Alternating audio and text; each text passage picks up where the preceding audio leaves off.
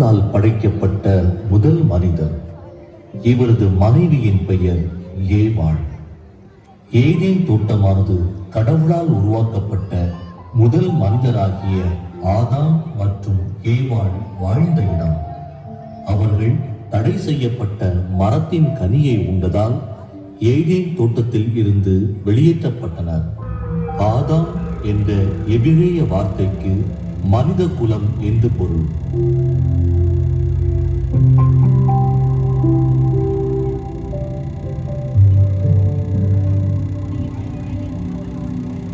மோசே இஸ்ரேல் மக்களை எகிப்தில் அவர்களது அடிமை வாழ்வில் இருந்து விடுவித்து இஸ்ரேல் மக்களை கானான் நாடு நோக்கி வழி நடத்தி சென்றார். 10 கட்டளைகளை பெற்ற இறைவாக்கினர் மற்றும் சட்டம் இயற்றுபவர் கடவுள் மோசேக்கு எரிந்து கொண்டிருக்கும் புதரில் தோன்றினார்.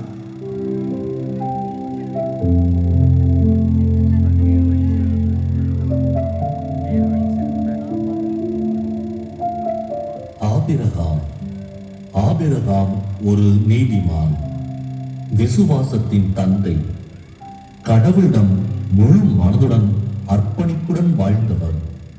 சோதோம் மற்றும் கொமோரா நகரங்களில் உள்ள மக்களை காப்பாற்ற கடவுளிடம் பேரும் பேசும் அளவிற்கு இரக்கம் உள்ளவராகவும் இருந்தார்.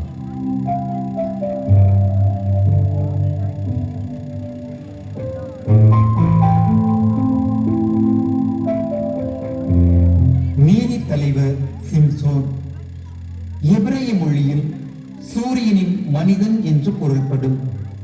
இவர் ஒரு பழங்கால இஸ்ரேல் நீதிபதி ஆவார். அவரது வலிமை அவரது தலையில் இருந்த வெட்டப்படாத முடியில் இருந்தது. போரின் போது முடியை இழந்ததால் அவரது சக்தி போய்விட்டது.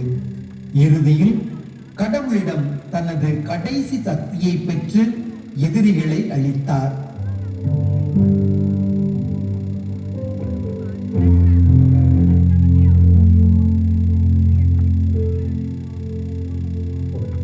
இறைவாக்கினர் எலியா. எலியா என்பதன் பொருள் யாவே என் கடவுள் என்பதாகும். கடவுளால் தேர்ந்தெடுக்கப்பட்ட இஸ்ரேல் மக்களுக்கு நேர்வழியை காட்டியவர், அற்புதங்கள் செய்தவர். ஆகாம் அரசன் காலத்தில் மக்களுக்கு இறைவனின் வார்த்தையை எடுத்துரைத்த புகழ்பெற்ற இறைவாக்கினர் எலியா.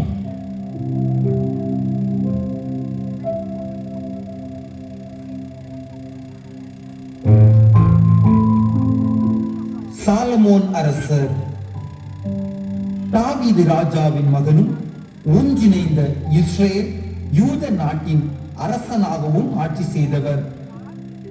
தமது ஞானத்திற்காக புகழ் பெற்றவர்.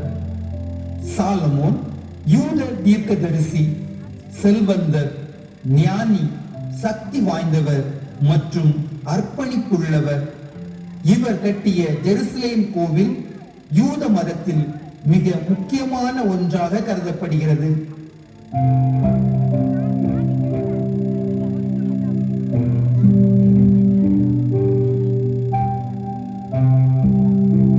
தாவீது. ஆட்டிடையனாக இருந்த சிறுவன் தாவீது கடவுளால் தேர்ந்தெடுக்கப்பட்டவர். இறைவனின் அருள் பெற்ற சாமுவேல் மூலம் தாவீது அரசராக நியமிக்கப்பட்டார். இஸ்ரவேல் குலத்தில் முதல் அரசர் மக்களால் நேசிக்கப்பட்டார். மேலும் பல தோல்விகளையும் வெற்றிகளையும் கண்டார். கடவுள் தாவீது ராஜாவை ஆசீர்வதித்து வழிநடத்தினார்.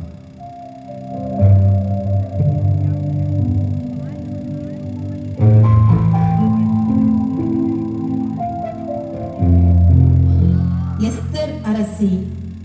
அழகான தோற்றம், பாரசீக பேரரசுக்கு ராணி. யூத பெண்ணாகிய எஸ்தர் தம் மக்கள்பால் பேரன்பு கொண்டிருந்தார்.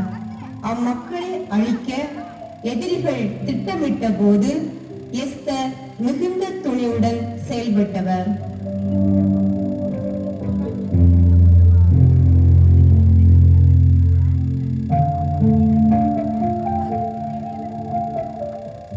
யூத யூதித்து யூத பெண்மணி மற்றும் புகழ் பெற்றவர் என்று பொருள் கொண்டவர்.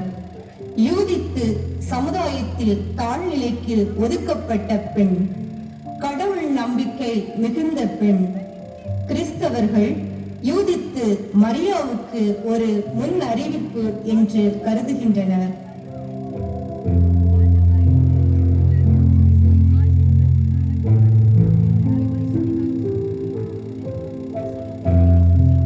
அன்னை மரியா, அன்னம்மாள் சுவக்கின் அழகாய் ஈன்றெடுத்த தளிரே, பார்ப்புகழ் பாலகன் இயேசுவையே, பாருக்கு தந்த தாரகையே, ஜென்ம பாவம் ஏதுமின்றி ஜெனித்தவளே, இதோ உன் அடிமை என்று இறை சித்தம் ஏற்றவளே, எங்களின் மாமரியே, தியாகத்தின் சிகரம், விண்ணக மண்ணக அரசியாக முடிசூட்டப்பட்ட மரியாளின் பிறப்பு விழாவை செப்டம்பர் 8 சிறப்பாக கொண்டு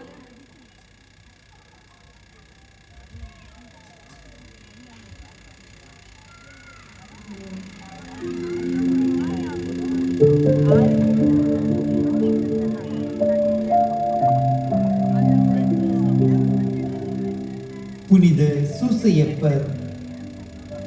புனித சூசையப்பர் இயேசு கிறிஸ்துவின் வளர்ப்பு தந்தை. இவர் யோசேப்பு, வளனார் ஆகிய பெயர்களாலும் அழைக்கப்படுகின்றார். திரு குடும்பத்தின் தலைவராகவும் கற்பு, கல்வி, தொழிலாளர்கள், நல்ல மரணம் ஆகியவற்றிற்கு பாதுகாவலராகவும் கொண்டாடி மகிழ்கிறது நம் திருஅவை.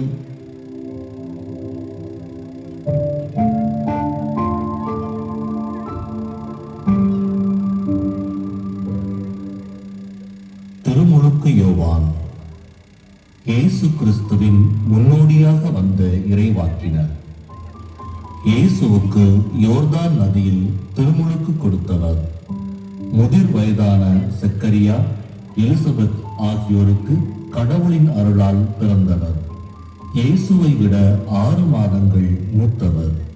விலங்குகளின் தோல் ஆடையை அணிந்து எளிமையான உணவை பழக்கமாக கொண்டு வாழ்ந்தார்.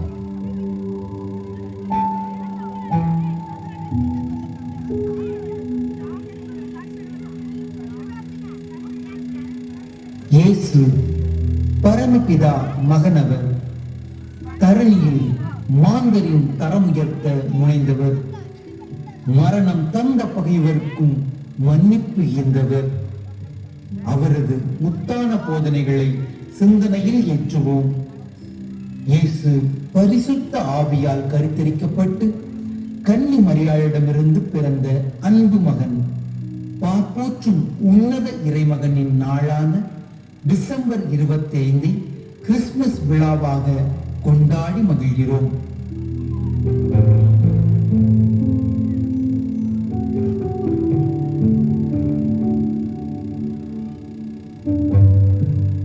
அந்திரேயா இயேசுவின் 12 சீடர்களில் ஒருவர். பேதுருவின் சகோதரர். கலிலேயாவின் பெத்சாயிதா நகரில் பிறந்தவர். மீன்பிடிப்பவர்.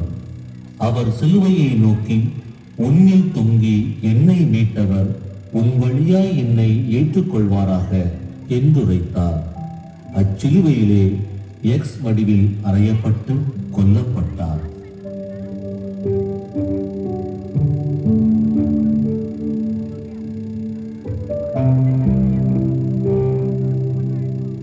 பேதுரு. இவர் இயற்பெயர் சீமோன் ஆகும். இவரை தம் சீடராக அழைத்த இயேசு பேதுரு என்னும் சிறப்பு பெயரை அவருக்கு அளித்தார். பேதுரு என்பதற்கு பாறை என்பது பொருள். இவர் நீரோ மன்னனின் ஆட்சி காலத்தில் தலைகீழாக சிலுவையில் அறையப்பட்டு கொலை செய்யப்பட்டார். கத்தோலிக்க திருச்சபையின் முதல் திருத்தந்தையாக கருதப்படுகிறார்.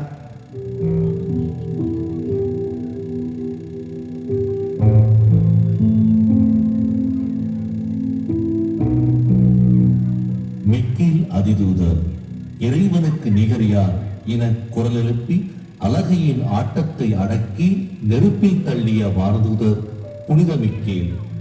இவர் கடவுளின் போர் வீரராகவும் தீய சக்திகளை எதிர்ப்பவராகவும் கருதப்படுகிறார். இவரை தலைமை தூதர் என விவிலியம் குறிக்கின்றது. இவரது அடையாளம் கொடி, தராசு, வாழ் ஏந்தியவாறு அலகையை காலால் மிதிப்பது.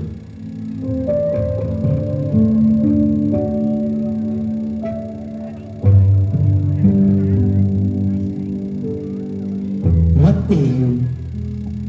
அரசாங்க பணி செய்து கொண்டிருந்தவர் மத்தேயு.